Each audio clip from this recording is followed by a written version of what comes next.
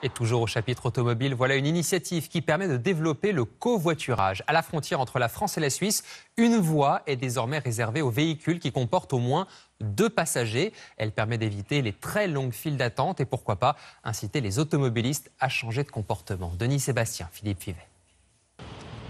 Au ralenti, à l'arrêt même parfois. Aux heures de pointe, c'est une épreuve quotidienne pour les frontaliers.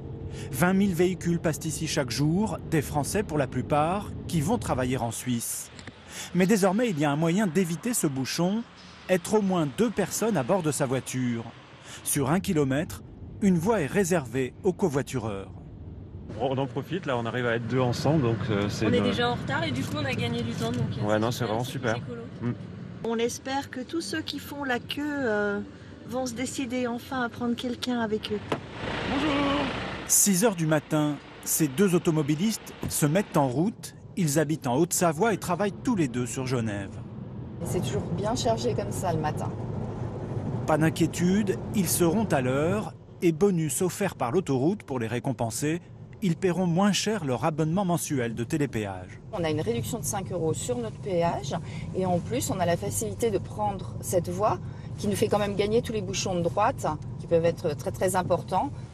1/3 d'attente en moins en moyenne par rapport à l'autre file. Après 2 mois d'expérience, la formule compte plusieurs centaines de convertis. Là voilà, je covoiture tous les jours avec monsieur. Bonjour. C'est convivial, écologique, économique. Très bien. Moi ça m'arrange, oui on gagne du temps. Je sais juste que c'est les personnes qui covoitent qui sont prioritaires. Il y en a très peu et donc du coup on perd du temps énormément le matin. Ça vous embête vous? Ouais, ça m'embête, ouais. Énormément. Il y a encore du travail pour convaincre. Dans l'immense majorité des véhicules, les conducteurs sont seuls à bord et parmi eux certains trichent. Ces voitures par exemple tentaient d'emprunter la voie réservée mais qui rentrent subitement dans le rang à la vue de notre caméra. Pour l'instant, pas d'amende. Les forces de l'ordre pourront verbaliser dans les mois qui viennent.